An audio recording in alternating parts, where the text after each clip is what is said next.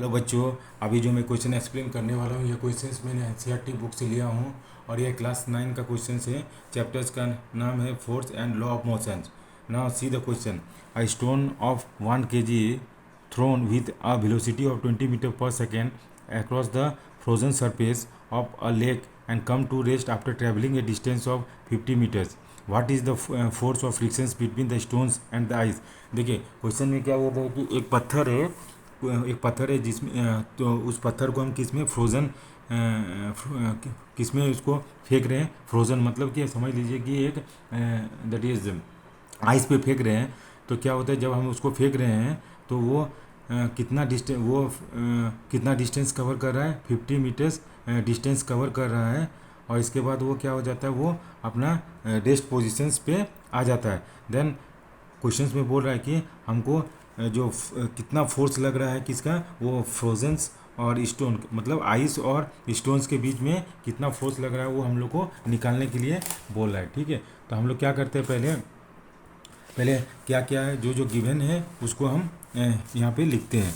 तो पहला चीज़ है कि मास कितना दिया है, that is mass of stones कितना है, mass of stone that is 1 kg है। ठीक है, इसके बाद क्या दिया हुआ है, u इक्वल टू कितना स्पीड्स पे उसको फेंक रहा है, 20 मीटर्स पर सेकंड के स्पीड्स पे वो फेंक रहा है।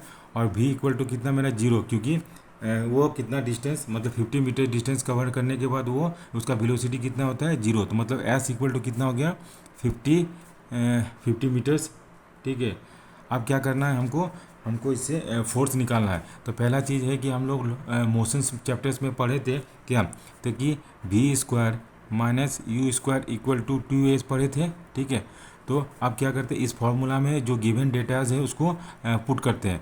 तो वी स्क्वायर माने वी का वैल्यू कितना है 0 स्क्वायर माइनस यू का वैल्यू कितना है 20 का square is equal to 2 into a into s कितना है 50 है। तो अब इसको हम कैलकुलेट करने के इससे कैलकुलेशन से हम क्या एस निकालते हैं। तो ये कितना आ गया -2400 is equal to 5 to 10 100 into A.